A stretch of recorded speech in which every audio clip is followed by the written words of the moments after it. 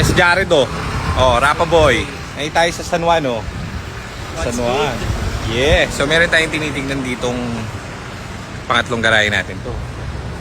Ito-tour ko kayo ha. Tingnan natin kung makukuha natin to. So ito yung gate, dalawa. Dalawa yung gate.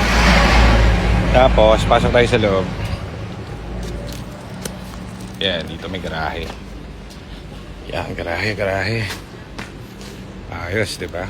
Tapos ito yung parkingan. Padiretso, hanggang dun, malaki. Puntahan natin dun. Baka mo ko, pa-vlog ako eh. Ako mag-explain.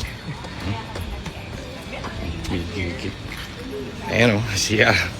May CR. May CR. Tapos ito yung office o. Haba, malaki rin. Malaki rin to. May office. So dito yung siguro. Ito siguro puro spa para sa mga kliyente. Pwede to. Puro OFW naman yun. Dito spa, may mga ano dito. Siguro papalagyan natin. Mamumuhunan siguro tayo dito. Cubicle. At tapos pulang ilaw. Ang kasya dito siguro 3. Hindi naman siguro sabay-sabay sila. So 3. Dito yung attendant. Ayan, ang sakto dyan dito. Hello sir, kamusta po? Massage. So dyan. Eto, hindi ko alam kung anong kwarto to. Ito VIP siguro. Gagawin kong VIP room. Pag ayaw ng ng charity ward o dito, VIP. Private, kumbaga. Gagawa mo lahat, hindi maghabol di ba? Ayos. Tapos, ito. Ito may kwarto po. Ayos. So, syempre, pinaka-importante sa lahat bago kumukuha ng bagong garahe. Baka mawala na naman yung sound. So, dito, ito siguro gagawin kong hardin.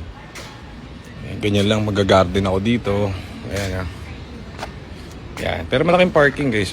Diba? Parang siguro pwede rito helipad Pero yun, may lagayin ako ng solar dun sa bubong. Mag-i-enjoy na naman ako kaka-solar ko dito. Sana makuha natin to guys para tulungan nyo ako sa aking pag-unlad. Dahil pag ako unlad, marami pa ako maipapasok na tao sa shop. Tapos marami pa tayong matutulungan. Magbe-benefit din kapag medyo nakakaahon-ahon tayo. So yan, sana makuha natin to. Meron doon nagpapareserve din nito.